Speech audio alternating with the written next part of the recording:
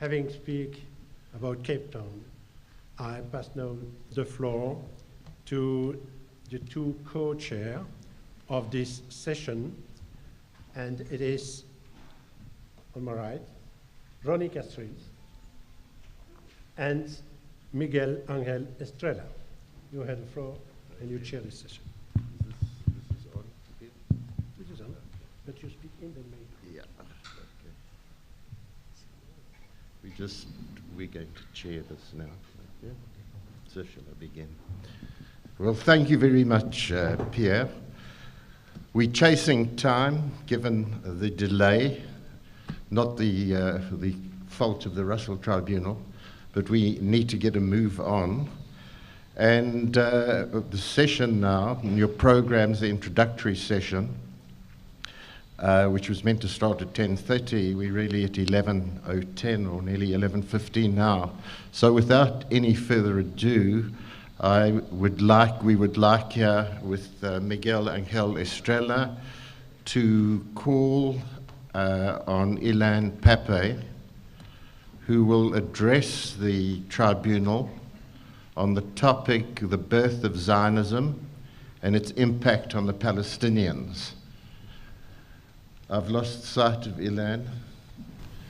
And where is his seat? Over here.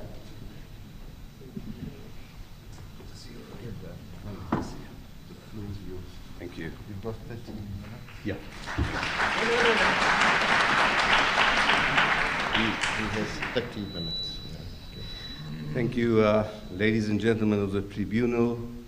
Thank you all for attending this important event.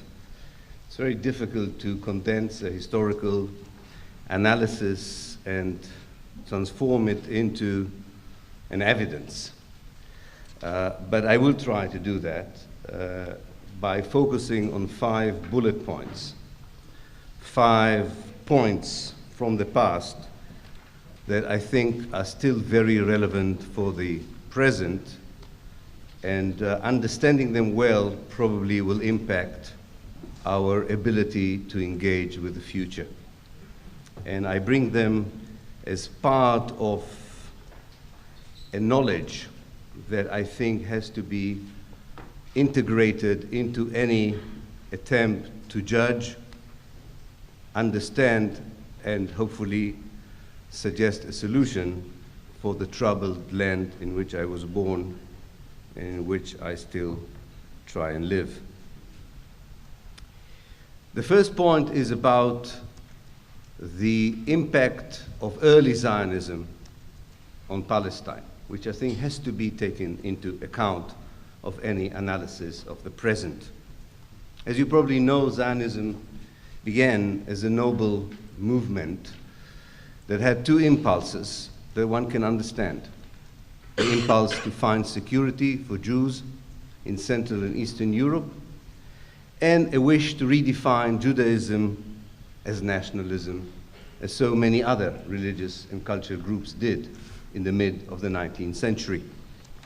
The problem with that noble movement was when it decided that the only territory where it can implement these 2 impulses was a land already inhabited by other people, the land of Palestine. The Zionist fallacy or mythology that Palestine was a land without people, waiting for the people without land, has already successfully been challenged by professional historiography. But I think it's still somehow not accepted by everyone with a power to impact the reality in Israel and Palestine. It is very important to understand that Zionism appeared as a late-day colonialism in Palestine. Now, it was not only a colonialist movement that appeared later than most other colonialist movements. It is also a colonialist movement that appeared in a region where colonialism was not very successful. The only place that was properly colonized was Algeria. And there, the people of Algeria, as you know, resisted, eventually in a successful way, the French colonization of Algeria. it was not to be expected that the Palestinians would react differently to the idea that someone can come and colonize their country at an age and time where colonialism was already understood to be a power of force that undermines and ruins native societies into which it landed and into which it entered. So I think the first point, and a very important point, is to understand that Palestine was a thriving place, a thriving society when Zionism entered the land. And it is good to play a little bit with alternative history and understand that had Zionism not arrived in Palestine, there was a good chance that the Palestinian society, like any other Arab society, would have developed on a similar way, from a nation state to a force for liberation and a place that has a history and identity which was mostly Arab, Islamic, and Middle Eastern. And all these features that are still characterize other Arab countries have been lost in the case of Palestine. The second point I would like to make is about the basic attitudes of early Zionists towards the native indigenous population of Palestine. What is important to understand is that these basic attitudes and perceptions of the natives have not changed, and they still inform most of the Israeli Jews' attitudes towards the Palestinians wherever they are, whether we are talking about politicians, generals, academics, or common people. These perceptions that were formulated at the very beginning of Zionism are still a very important part of the attitude today that is behind Israeli policies in the occupied territories towards the Palestinian minority and towards the question of the refugees. Now, these first impressions were that the Palestinians were foreign aliens present in a country that waited to be redeemed by the Jewish people. The early settlers, who were obsessive diarists, and nothing escaped their diary, not one mosquito bite, and have not ceased to write about the people who hosted them when they first came to Palestine, the people who gave them shelter, the people who taught them for the first time how to cultivate land. They did not forget to mention that these very people were usurpers, were aliens who overtook or took over something that belonged to the Jewish people 2,000 years ago. The idea of an alien native is very peculiar to the Zionist movement and is at the heart of the Zionist and Israeli policies towards the Palestinians.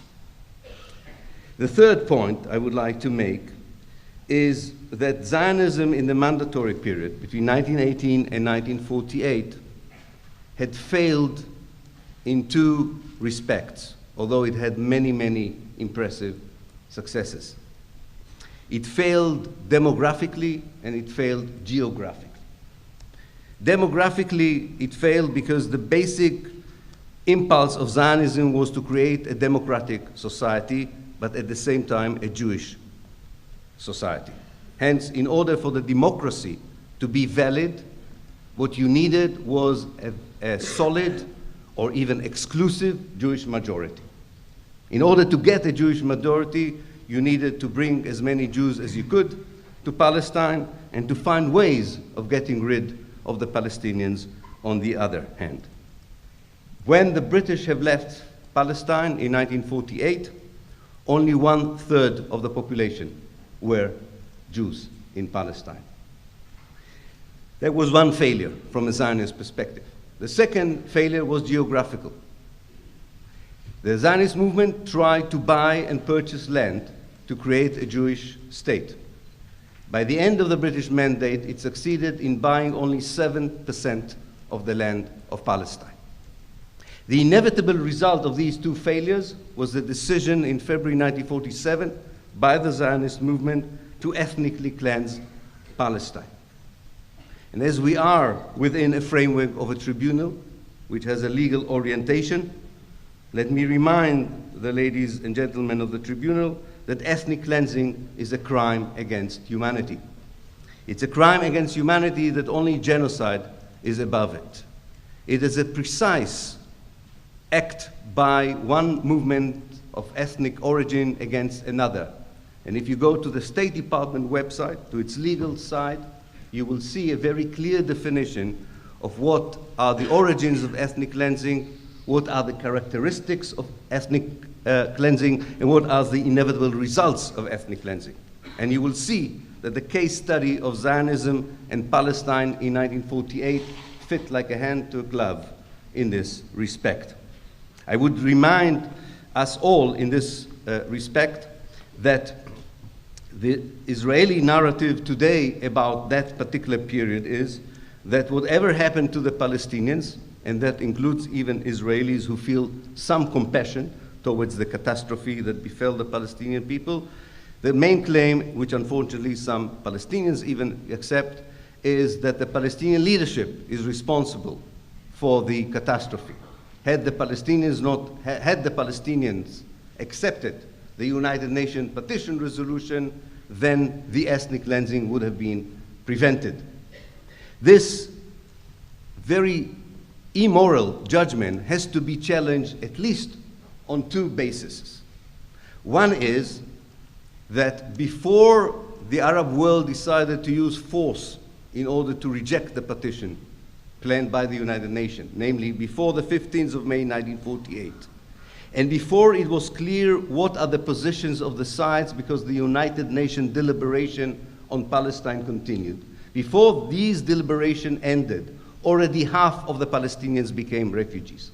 Namely, the Zionist plan to dispossess the Palestinians had nothing to do with the Palestinian position on the partition plan. The idea to dispossess Palestine, to de-Arabize Palestine, was there from the 1930s and was implemented long before it was clear what would be the Palestinian position on partition or what would be the United Nations ideas of peace. Secondly, even the argument that saying that if the Palestinian leadership rejected partition, which is understandable, because the Algerians would have rejected the partition of Algeria between themselves and the French settlers. Even if the argument is that the rejecting the partition was wrong, it cannot be punished by the destruction of half of Palestine's villages, by the destruction of half of Palestine's cities, and by the expulsion of half of Palestine's population. Nothing justifies such an inhuman barbarity. Definitely not a political decision to ask that wanted the international community to reconsider the idea of a solution because most of the Palestinians and most of the people who lived in the Arab world did not like the idea of partition. So I think it's important not to fall into the trap when these historical facts are being brought about as if they justify anything that Israel did, and I repeat my assertion that what they did was an ethnic cleansing operation, which is a crime against humanity.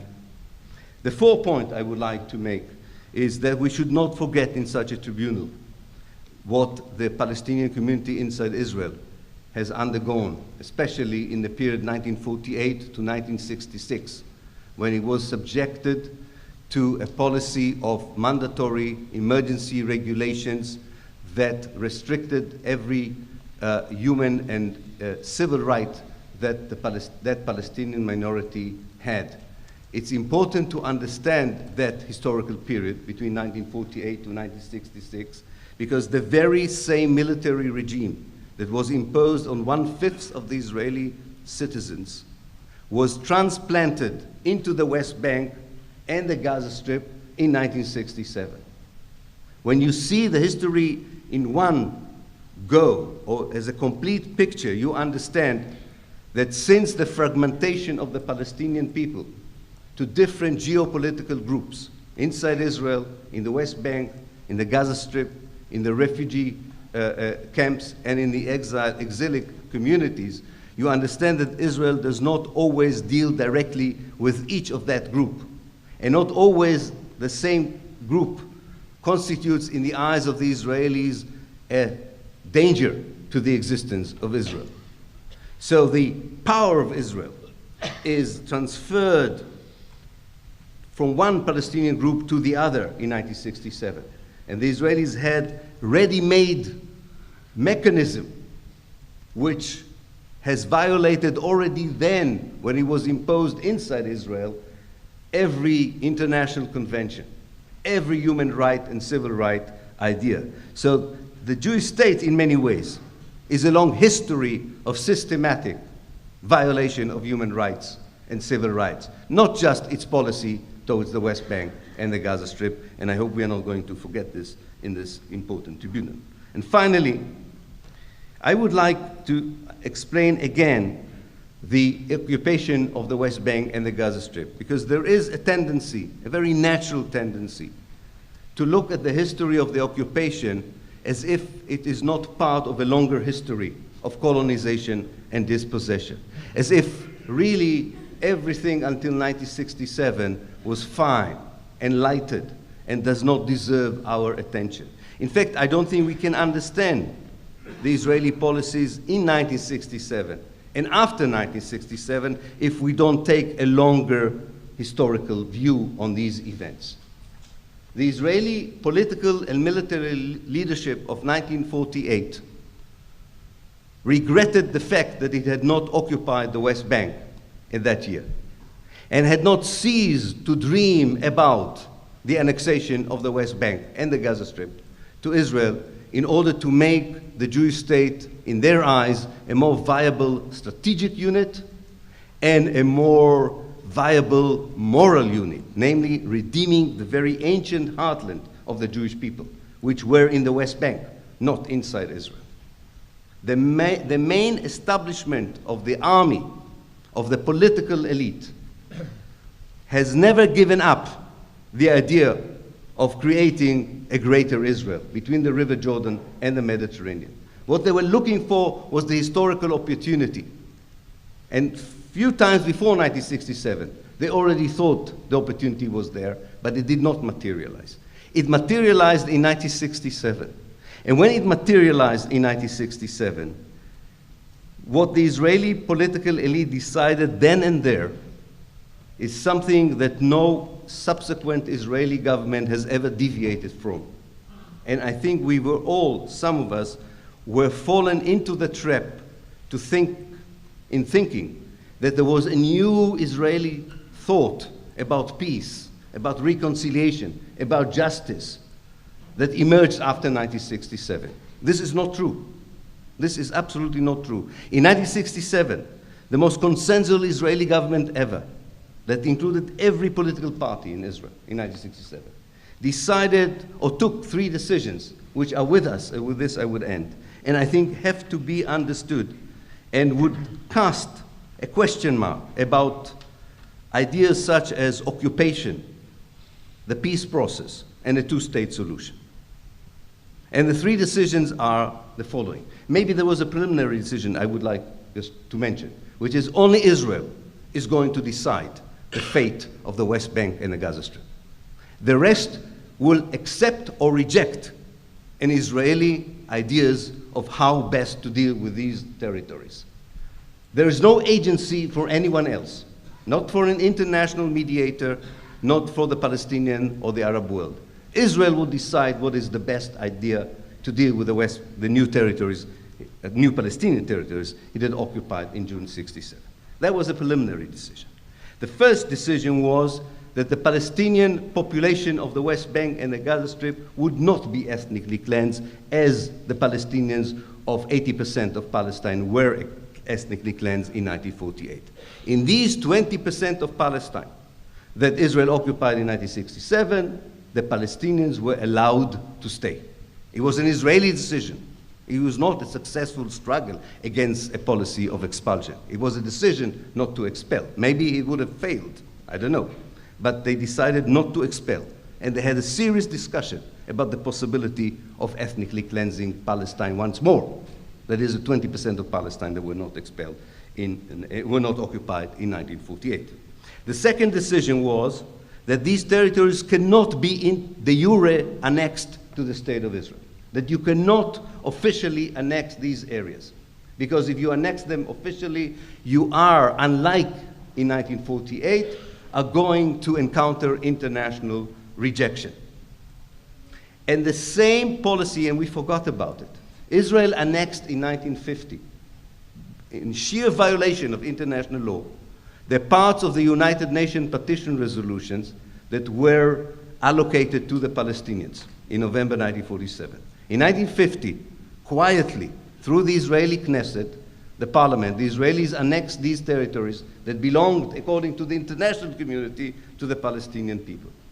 And they learned the lesson then, that if the international community is silent about the ethnic cleansing of 1948, it would be silent about the annexation of the Arab territories into the State of Israel, and they would be silent about the de facto annexation of the West Bank into Israel. Israel was never interested in the Gaza Strip as such. So the main focus was on the West Bank. The last decision that was taken was that if you do not expel the people and you do not annex officially the territories, you have to decide what would be the status of the people there. And there and then in 1967 fell the decision to create something which we have never seen anywhere else in modern history. The idea of citizenless citizens in a mega prison that was built in 1967. That mega prison, as you can see today, has two versions. One version is a maximum security facility, when the Palestinians reject the Israeli rule, when they resist by force or by non-violent means the occupation, then they are being punished with the kind of forms of maximum security prisons we have seen in 1987, in 2002, and we are watching today in the siege and ghettoizing of Gaza. So that's one model. The other model is the one that attracted the world's attention and produced a lot of scholarship and a lot of support. That's the idea of the open prison. The open prison is a gift given by the Israelis to the Palestinians in the West Bank and the Gaza Strip, should they behave according to the Israelis' ideas of reconciliation. And when they accept it, they can have autonomous life. And the idea of autonomy develops in the 1980s into the idea of an Bantustan, a mini-state. We always have to remember the idea of two states is a Zionist idea. No normal Palestinian would ever suggest to divide his or her homeland into two states. That doesn't stand to reason altogether. It's unfortunate that a lot of our good friends, some of them are here, I'm sure, are still supporting this as a paradigm for peace. And I think this is false. This is wrong. And with this, I would end and ask and beseech the Tribunal, do not shrink Palestine into 20% of its geography, and do not shrink the Palestinian people into 50% of who they are. If we are going to seek a just and peaceful solution to the raging conflict there, we should include everyone who is affected and who was affected, so that we can build together a stable future. Thank you.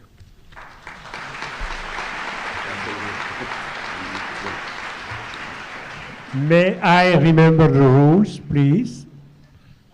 No clapping. No clapping. I'd really like to thank Professor Ilan Pappe. There's much we can thank him for, but to thank him for being so succinct. Ilan, you were very quick and dealt with this in 20 minutes and have given us a little bit of time. We'll come to some questions now. I ask you to do your best to respond to us. I'd like to raise a question and ask you for a comment, in fact. The noted British historian who's just died, Eric Hobsbawm, I'm sure you know well. It was very sad that he expired the other day. But he made a very noted statement about history. It was widely quoted in the British papers. The business of historians is to tell people about what has been forgotten. Business of historians to tell people about what has been forgotten. You belong to an exceptional group of historians, the new historians in Israel, who have produced a narrative that has turned Zionism absolutely upside down, created big problems for the Zionist narrative.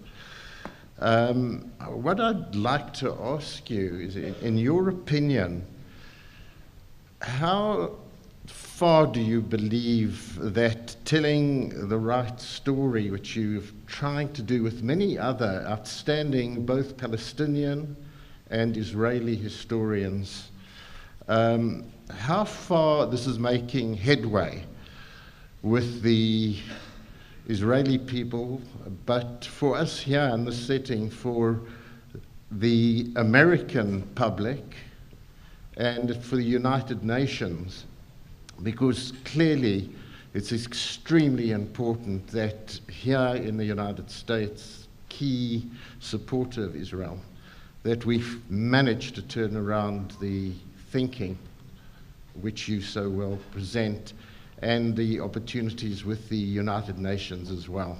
Thank you. Thank you, Ronnie. I think in this I take my lead from the late Edward Said, who in 1982 wrote a brilliant article called The Permission to Narrate.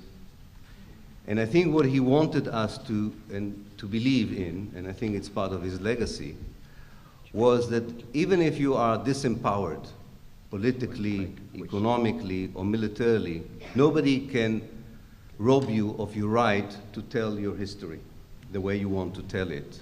And that maintaining that right is a powerful tool that eventually may also redress the other balance, the economic balance, the military balance, and the diplomatic balance. And therefore, I do think that hearing a different narrative, a different version of events, which clearly shows where criminality and inhumanity was taking place, which clearly points to who were the criminals, who were the perpetrators, and does not evade issues of morality and ethical dimension, eventually makes its ways indirectly to the way politicians, journalists, and the common public relates to the issue of Palestine. You know, the main problem, Ronnie, in Palestine is that daily events in Palestine are not catastrophic enough for mainstream media. The only way the mainstream media understand that it's facing a criminality is when it takes an accumulative perspective. And for taking that accumulative perspective, in order to understand the magnitude of the Israeli inhuman policies towards the Palestinians, you need that historical perspective. So I'm a great believer in it. Thank you. Thank you. Would you like to raise a question?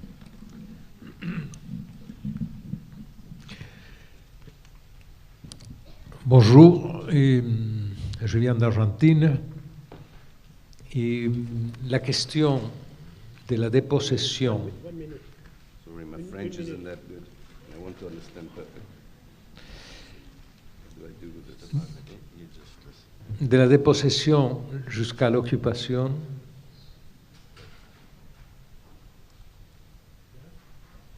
okay. Et moi, ça m'a pris longtemps pour le comprendre. Et comme une grande partie de l'humanité, adolescent, dans les années 50, je participais à tous les combats qui défendaient l'histoire du peuple juif. Et la plupart des musiciens de l'orchestre de ma ville natale à Tucumán venaient d'échapper et faisaient partie de cette énorme diaspora juive qui est arrivée en Argentine. Alors, j'ai participé à tout ça, convaincu, etc. Et même quand j'avais 20 ans, ma femme et moi, on avait choisi dans notre entourage une mère juive, une femme de Pologne qui vit toujours et qui était notre mère juive, pour nous chrétiens, ma femme et moi. Alors, ça nous a pris très longtemps. Pour moi, c'était en 88, pour la première fois de ma vie, je suis allé jouer en Moyen-Orient, entre autres dans des villes palestiniennes. Et j'ai eu accès à visiter un camp de Palestiniens. C'était le Ramadan de 88, et bouleversant pour moi, parce que c'est à partir de ce moment-là que j'ai compris ce que c'était non seulement la dépossession, mais l'occupation. Alors, quand j'ai visité ces camps palestiniens, j'ai voulu parler surtout à des jeunes couples palestiniens qui avaient énormément d'enfants. Et je leur posais la même question à tous. Que faites-vous devant cette humiliation de la dépossession et l'occupation? Alors la réponse était toujours la même. Nous font des enfants et un jour nous serons plus nombreux. Chose qui m'a effrayé, vraiment ça m'a effrayé. Quand je suis rentré de cette tournée, j'étais complètement habité par l'idée d'un orchestre, de chrétiens arabes, des juifs et des musulmans du monde arabe, un orchestre pour la paix. Alors, en même temps, Arafat, Shimon Peres et Rabin recevaient le prix des constructeurs de la paix de l'UNESCO. Cette même UNESCO qui a décidé cette année de reconnaître l'État palestinien. Il a fallu ramer beaucoup, parce que l'information, en plus, les médias sont des responsables aussi du manque d'information pour que l'ensemble de la population mondiale comprenne ce que c'est l'humiliation de la dépossession et de l'occupation. Alors, j'avais eu droit, Dieu merci, à un entretien avec Shimon Peres, Rabin et Arafat, et quand je leur ai posé la question de l'Orchestre pour la paix, Arafat a réagi immédiatement en me disant « ça serait un miracle, si tu peux le faire, c'est bravo, chapeau, mais il va être très difficile pour toi, figure-toi, si tu vas en Irak, tu ne pourras pas dire le mot juif, tu ne pourras pas dire le mot Israël, tu ne pourras pas dire le mot shalom. Alors, parle toujours des enfants d'Abraham. C'est comme ça que j'ai pu construire cet orchestre avec les enfants d'Abraham. Bon, il y a beaucoup d'autres choses à dire, mais le temps paraît-il, est contraire à... It's another testimony.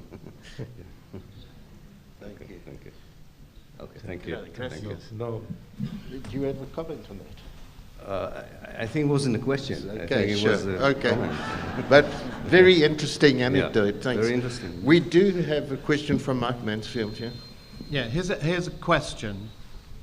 And the question is directed to the way forward, which is one part of these sessions. I appeared before CERD, the Committee for the Elimination of Racial Discrimination, in Geneva earlier this year, where the committee pointed out to Israel that it had failed to comply with pretty well any of its recommendations over the past decade. And one of the delegates made this point, and I'd like your observations on this, that the existence of Israel had a precondition, and the precondition was that it would in fact institute a pluralist society in which equal rights were accorded to all. That was the intention. And of course we know what happened is that the Declaration of Independence by Israel and the Basic Law of Israel does no such thing. In fact, there is no mention of Palestine or the Palestinians in their basic law, and certainly no according of equal rights. Now, with a state that is refusing dogmatically to make any changes to basic law, how do we progress this matter towards an equitable solution? Yes, thank you. I think, first of all, you're right. Historically, I think the United Nations Resolution 181, which is popularly known as the Partition Resolution, assumed that equal rights would be granted to the Jewish inhabitants who would be in the Arab state and the Palestinian inhabitants who would be part of the Jewish state. But by the time that resolution became part of the official policy of the United Nations, Israel has already violated that very promise by expelling by force the Palestinians from most of the areas that became the Jewish state, and by imposing on the very few that were allowed to stay a military rule. And I think when you are born in a sin, in a way, you find it very difficult to get rid of it. Now, as for the future, how do you deal with it? Well, one has to understand that for most Israeli politicians, pundits, and public, international law is tantamount to anti-Semitism as an attitude of the international community, forgetting, of course, that the most important contribution to that law were the result of the international community's abhorrence with the Holocaust in Europe. So I don't think that one should give up pointing to the Israelis where they violate the international law, but one should not expect that just by doing that you will succeed in changing the Israeli basic attitudes towards the Palestinians. I think that acknowledging the violation is one thing. Forcing the violator to be accountable for that violation is far more important. Now, the international community does not have to invent any new wheels. We have clear, non-violent means in our capacity as international communities, as national communities, to exert pressure on the Israelis to begin at least obeying some of their international commitments, not all of them. And I think that so far the political and economic elites, especially of the West, are either afraid or unwilling to do it. But I think that one cannot escape the conclusion that it's not just the analysis of the violation that is important, but also the prognosis of how to stop it from the outside, which is very crucial to what we should do in the future. Okay, thank you so much. There's a time for one short question from the tribunal members. One more question if anybody would like to raise one. Stefan? I am very grateful to Ilan Pappe. I wanted to ask him, do you have the feeling that the knowledge within Israel of the historical realities that you have brought forward is making some progress? We have, of course, friends in Israel who feel exactly like you, but up to now they're a very small minority. Do you have the feeling that what you are bringing, and some other modern historians, is making some progress in the minds, particularly of Israeli youth, and perhaps particularly in the mind of Israeli soldiers? Thank you. Thank you. I'm afraid the two questions are connected. The question of analyzing what should be done and how far can the Israeli society transform from within, including through a better understanding of the historical facts and historical past. And I think that there are the beginnings of change among the younger generation in understanding. I'm troubled, however, by two aspects of this change. One is, of course, that it's a very slow change, and education is a far slower process than any other process of human transformation we know about. You have to deprogram people in order to make them open-minded enough to accept an unpleasant past. And not everybody likes to look at the mirror and see an unpleasant figure there. The second aspect, which is even more troubling to my mind, is that while we started the debate in Israel, the debate was factual. Do we tell the truth or don't we tell the truth? This is gone. We're not debating the debates anymore, the facts anymore. We are debating their morality. And a large section of young Israelis believe that expelling the Palestinians in 1948, imposing military regime on the Palestinian minority inside Israel, and imposing a military rule and occupation and collective punishment and siege on the Palestinians in the West Bank and the Gaza Strip is an ethical, accepted policy by the government. I have not seen demonstrations of any significant magnitude against the immorality or inhumanity of these policies, or in relations to the historical facts which I've mentioned. Which means that, like in some other cases in history, again, you need something more powerful to trigger a realization that what you are condoning, what you are complacent about, and what you support is rejected by most conscientious and decent people around the globe. Thank you so much. We'd love to have you here longer. I would like to say that it's been extremely noted, Ilan, how brave you've been, and thank you. I'll hand to you to invite Mr. Je pose la question. No. You must invite people to come behind the cooling. Okay. He's coming up now. Oui, sur le thème de l'implication des Nations Unies sur la question palestinienne depuis le mandat jusqu'à présent. Personnellement, comme dans beaucoup d'autres affaires, comme l'affaire de Malouine en Argentine, il y a un double standard dans les Nations Unies et dans beaucoup d'organisations mondiales du fait que certains pays ont droit à ne pas intervenir quand ça ne leur convient pas, et quand il s'agit des pays émergents, par exemple, par contre, la loi est cruelle et sans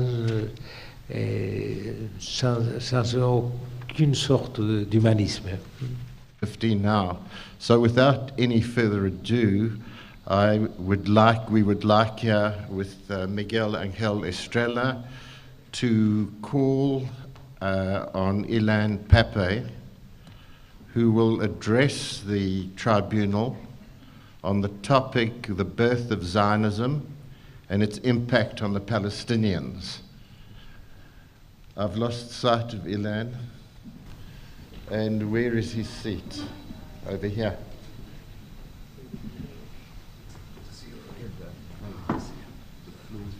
Thank you. You've got 13 minutes? Yeah. He has 30 minutes. Thank you, ladies and gentlemen of the Tribunal. Thank you all for attending this important event. It's very difficult to condense a historical analysis and transform it into an evidence. But I will try to do that by focusing on 5 bullet points, 5 points from the past that I think are still very relevant for the present, and understanding them well probably will impact our ability to engage with the future. And I bring them as part of a knowledge that I think has to be integrated into any attempt to judge, understand, and hopefully suggest a solution for the troubled land in which I was born and in which I still try and live. The first point is about the impact of early Zionism on Palestine, which I think has to be taken into account of any analysis of the present. As you probably know, Zionism began as a noble movement that had 2 impulses that one can understand. the impulse to find security for Jews in Central and Eastern Europe, and a wish to redefine Judaism as nationalism, as so many other religious and cultural groups did in the mid of the 19th century. The problem with that noble movement was when it decided that the only territory where it can implement these two impulses was a land already inhabited by other people, the land of Palestine.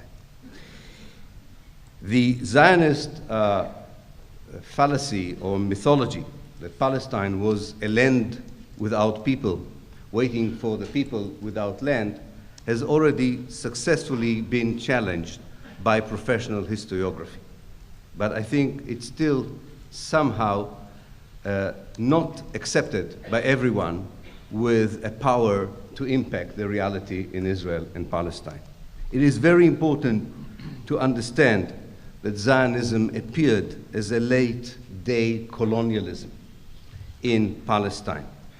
Now, it was not only a colonialist movement that appeared later than most other colonialist movements. It is also a colonialist movement that appeared in a region where colonialism was not very successful. The only place that was properly colonized was Algeria. And there, the people of Algeria, as you know, resisted, eventually in a successful way, the French colonization of Algeria. It was not to be expected that the Palestinians would react differently to the... Having speak about Cape Town, I pass now the floor to the two co-chairs of this session, and it is, on my right, Ronnie Castries and Miguel Angel Estrella. You have the floor and you chair this session. This is on. This is on, but you speak in the mic. Yeah. Okay. We're going to chair this now. Yeah. So shall I begin? Well, thank you very much, Pierre. We're chasing time, given the delay, not the fault of the Russell Tribunal, but we need to get a move on.